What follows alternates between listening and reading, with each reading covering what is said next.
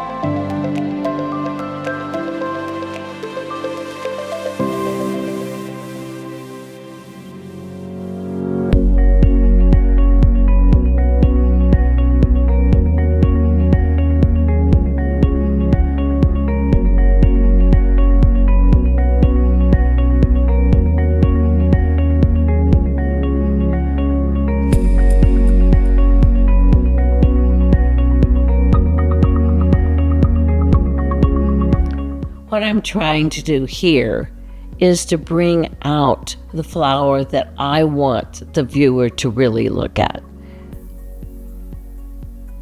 But I don't want to make it all green there. Notice I've got different greens. I've got a lime green, I've got a green gray, I've got a sap green is what I'm using right now, and I'm probably mixing a tad of black or the maybe some magenta in there.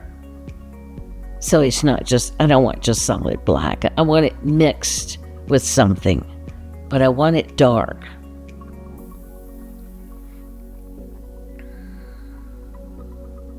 I'm darkening the very top of the flower just because it casts a shadow.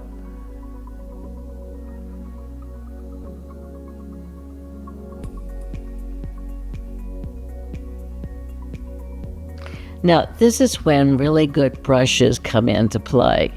You need a really, really good brush.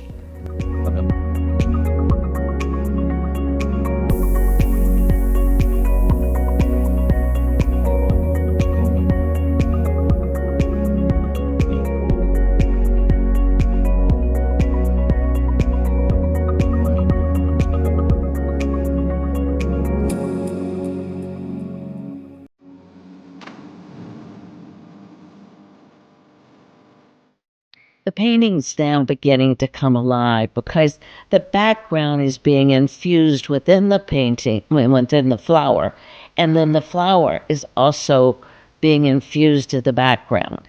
So you don't want just a pasted on flower, you want it to blend in.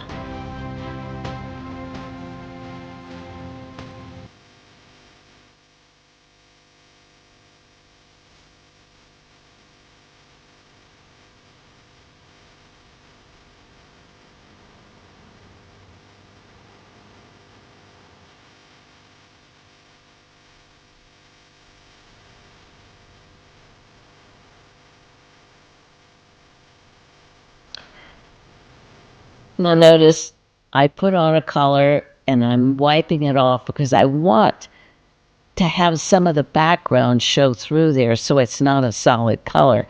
Therefore, it's not boring. I keep a rag or paper towels in my hand all the time so I can wipe and remove or add.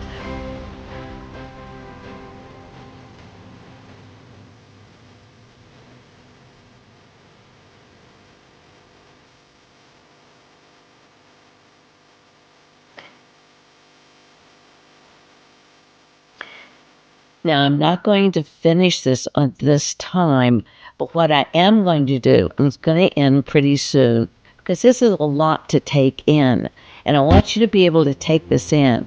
But the next time, we're going to do drips. And to me, drips are so much fun. They add personality, they add excitement, but a lot of people don't know how to do drips. And so I'm going to show you how I do drips in this particular painting, which is the next phase of this. So I want you to be able to, if you're interested in drips, then make sure that you view it the next time, and we will finish the painting. It's almost done. It's just not quite done. If you've got questions, put them in the comments. I will answer them. Love you guys. See you in the next video.